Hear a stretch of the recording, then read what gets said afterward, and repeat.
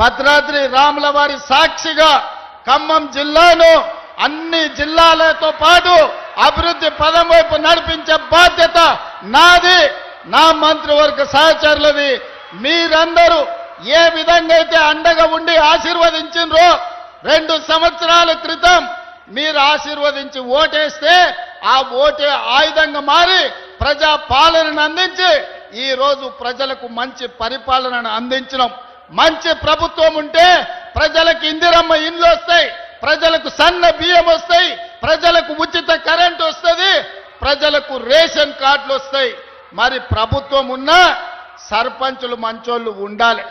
మంచోడు సర్పంచ్ లేకపోతే, మంత్రులతో కలిసి పనిచేసేటోడు మీ ఊర్లో లేకపోతే, ఆపుకో ఫుల్లుకో మందుకో ఓటేస్తే గ్రామాలు దెబ్బతింటాయి.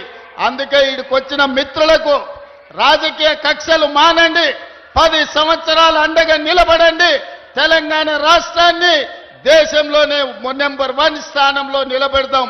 రాబోయే సర్పంచ్ ఎన్నికల్లో తుమ్మల గారితో, భట్టి గారితో, పొంగులేటి గారితో కలిసి రాష్ట్రాన్ని అభివృద్ధి చేసి గ్రామాలను అభివృద్ధి పదం వైపు నడిపించే వాళ్లను సర్పంచులుగా ఎన్నుకోవాల్సిందిగా మళ్ళీ వస్తా. పూర్తి స్థాయిలో చర్చించుకుందాం. మిమ్మల్ని అందరినీ కలుస్తా. సమయాభావం వల్ల మా వాళ్ళు చిట్టీలు ఇస్తున్నారు. హెలికాప్టర్ అర్జెంటుగా ఎగరాలి, ఢిల్లీకి వెళ్ళాలి. ఢిల్లీలో రాహుల్